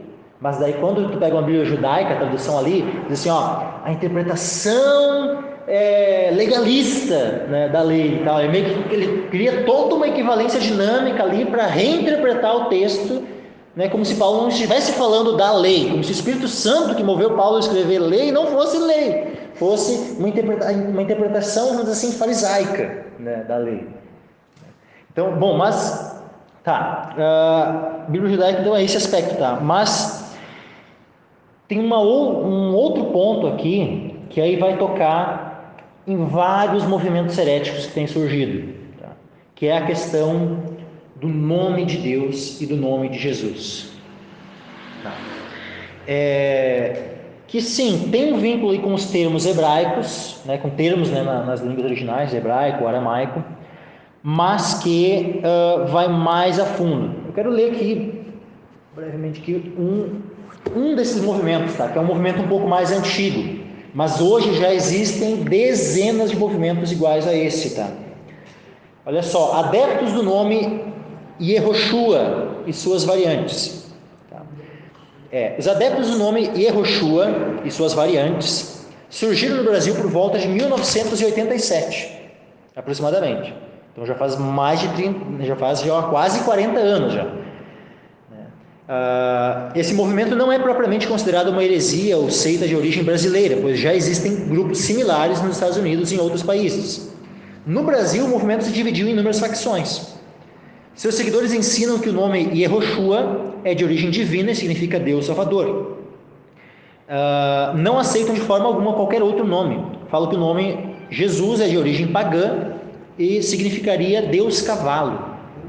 E vão mais além em sua obstinação contra o nome de Jesus, comparando com Esos, que seria um deus mitológico dos celtas e que aparece segurando serpentes e tem cabeça de carneiro. Embora não haja um credo uniforme nessa corrente, entre os diversos grupos, porém encontramos doutrinas exóticas tais como: negam a inspiração do Evangelho de Mateus, sob a alegação de que se trata de um livro apócrifo. Tá? Tem outros grupos que defendem uma outra nomenclatura, por isso que disse suas variantes, porque aqui é Yehoshua, mas tem outros que dizem que o nome correto é Yahusha, né? Daí o nome de Deus seria Yahweh, né? Aí sabe, cada vez surge um nome diferente. Uma hora Yeshua, outra hora Yehoshua, outra hora Yahusha. Assim, se for ver, assim, tem dezenas de seitas, cada uma inventou um nome diferente para Jesus, e que tu só vai ser salvo se tu invocar a Cristo por meio daquela pronúncia correta, senão tu não é salvo. Só é salvo quem invoca, né, a Cristo, porque todo aquele que invocar o nome do Senhor será salvo. Aí eles pegam, puxam isso ao pé da letra e dizem, e o nome tem que ser na pronúncia original. E eu tive a revelação de qual é a pronúncia original. Os caras não sabem, assim, tu vai ver que a maioria não sabe nem o português, mas querem saber como é que se pronuncia hebraico, como é que se pronuncia aramaico. Os caras não sabem nem escrever, porque tu vai olhar, né, às vezes o que eles escrevem, cheio de erro de português e tal. Os caras não sabem escrever a língua a língua materna deles, e eles querem saber como é que se pronuncia, como é que se escreve, como é que se lê nas línguas originais, em hebraico, em aramaico e tudo mais. Sabe? Então assim, mas tem um monte de gente sendo conduzida, né, por esses tipos aí. Um desses falsos profetas aí é um desses que estava marcando data, né, para a volta de Jesus. Como é que é? O nome dele agora? Romilson é um desses caras aí, né, adepto de desse tipo de nomes diferentes, né, e que a salvação seria só por meio, né, da pronúncia correta do nome, né, e tudo mais. Ele não usa só a questão da nomenclatura, ele tem toda uma manha de captar a pessoa, né, captar ela. Ele tem uma Bíblia, eu não sei exatamente que Bíblia é, mas que ele vai indicar que é a única Bíblia fiel, que é a palavra de Deus, exatamente como é a Bíblia verdadeira, mas que é a Bíblia verdadeira. E tem as expressões, todos os nomes de Deus falados. Tem uma Bíblia que ela chega assim, Bíblia verdadeiro nome. Sabe, tem uma Bíblia assim já. Você tem um monte de coisa nesse sentido, gente. E aí, tem um movimento esses tempos que estava se instalando, aliás, ele se instalou ali em Bento Gonçalves e estava se alastrando para várias cidades da Serra Gaúcha. Tinha um irmão que na época ele não era pastor ainda, irmão muito querido, né, veio já, né, aqui em Capão. Uma vez eu lembro que eu conversei com ele, né, com a esposa dele, várias questões assim. Um dia ele me ligou, né, eu estava ali no Gilmar, na Bia. Ele ligou para mim, Maico, assim, eu tô com umas dúvidas aqui, porque tem um fulano e tal, né, que está falando, né, no nome de Jesus, que é assim, assado e tal. Eu fiquei assim uma meia hora no celular com ele, né, falei assim, não é assim, né, né. Hoje ele é pastor numa Assembleia de Deus, né, lá em Veranópolis, né. Mas assim, antes disso, né, faz uns 3 ou 4 anos atrás, né, uns 3 anos atrás, né, estava ali, né, esse pessoal dessas seitas, né, tentando cooptar ele. E aí eles chegam a negar que o Evangelho de João é inspirado. Por quê? Porque eles vai indo, a maioria dessas seitas acabam chegando num ponto em que negam a divindade de Cristo. E aí, com isso, daí eles acabam tirando livros da Bíblia. E aí o Evangelho de João é um dos primeiros que vai. Esse movimento aqui, dos adeptos do nome Yehoshua, negam a inspiração do Evangelho de Mateus, dizendo que isso está no livro apócrifo. Já tem outros que já é o Evangelho de João, aí outros já é outro, e assim por diante. Começa a mexer no cânon, começa às vezes a pegar livros de fora do cânon, como aqueles livros assim, aqueles livros que só tem na Bíblia Católica, né, lá do Antigo Testamento, ou outros livros, por exemplo, como aqueles apócrifos de Enoque, né, livro de Enoque, dentre outros apócrifos, né, começam a querer trazer, né, livros apócrifos para dentro e querer tirar livros canônicos para fora, né? Então, sabe, tem que tomar cuidado, porque esses movimentos, né, quando começa assim, acaba chegando nesse tipo de coisa. Uma coisa que é importante falar também sobre isso aí é que, por incrível que pareça, irmãos, o louvor é uma das maiores portas de heresia dentro da igreja brasileira. Graças a Deus, nós aqui ainda, Deus tem nos faz cura, tem nos abençoado, né? A gente vê a seriedade que a gente conduz, que a Marina sempre consulta, lê os textos antes Mas em muitas igrejas começa a ter um louvor esse tipo de heresia. Começa a ter um louvor. E tem provas cabais sobre isso. Pastores que tiveram que começar a adaptar a sua pregação usando nomenclaturas a partir do pessoal do Ministério do Louvor, uma nova unção, porque foi não sei para onde voltou, e influenciou o pastor a levar para a pregação essas nomenclaturas dos originais, tá? Que seja, como se fosse uma coisa mais poderosa, né? Usar a expressão. Um exemplo claro sobre isso é a expressão Yeshua. Eu, não tenho problema nenhum com essa expressão. Mas tem muitas pessoas que cantam depositando uma fé maior, mística, uma fé hebraico, digamos assim. Exatamente. Não se fala que você quem é. Não porque Yeshua é Jesus, mas porque Yeshua é a raiz do hebraico. Olha só uma coisa, meus irmãos. Então, o nome, né, pronunciar o nome em hebraico ou em aramaico, né, Yeshua, Yehoshua ou algo, né, semelhante a isso, não tem mais poder, né, do que o nome Jesus. Não tem mais poder. Vamos lá. Olha como João escreve, tá? Pensa, esse povo, né, que eles começam, daqui a pouco eles já estão enchendo o palavreado, né, de termos hebraicos. Aí é shalom, aí é isso, é aquilo, daquilo, vê que tu olha, mas essa linguagem deles, né, é cheia de palavras hebraicas, termos, né, diferentes e tal. Daqui a pouco, né, mandamento, ele já começa a usar uma outra palavra para mandamento. Cada coisa assim, tu começa a criar todo um dialeto, né, de termos hebraicos, aramaicos e tudo mais. Muitos deles rejeitam o grego. Só que o que acontece? O Novo Testamento foi todo escrito em grego. O nome de Jesus foi pronunciado em grego. Yeshua? Não. Os apóstolos escreveram em grego Yeshua? Não, eles escreveram Jesus. Jesus. Foi isso que eles escreveram em grego. Aí quando nós temos, por exemplo, João capítulo 1, versículo 38. E Jesus voltando-se, vendo que eles o seguiam, disse-lhes: que buscais? E eles disseram: Rabi. Por que da Rabi? Porque de fato aqui foi uma transliteração do termo hebraico Rabi. Só que olha só o que está escrito aqui: traduzido quer dizer mestre. Então tu vê que ali foi dito o que eles haviam dito originalmente, mas na sequência João já traduz o termo, que traduzido quer dizer mestre. Aí no capítulo 4, naquela conversa com a mulher samaritana, a mulher disse-lhe: eu sei que o Messias, que se chama o Cristo, esse que se chama o Cristo é um parêntese, que não é a fala da mulher. O que ela falou eu sei que o Messias vem, quando ele vier nos anunciará tudo. Aí João escreveu aqui o termo Messias, que é Messias. Só que o que é Messias? Significa ungido. Só que olha só, ele traduz isso para o quê? Para o grego, né, que se chama o Cristo.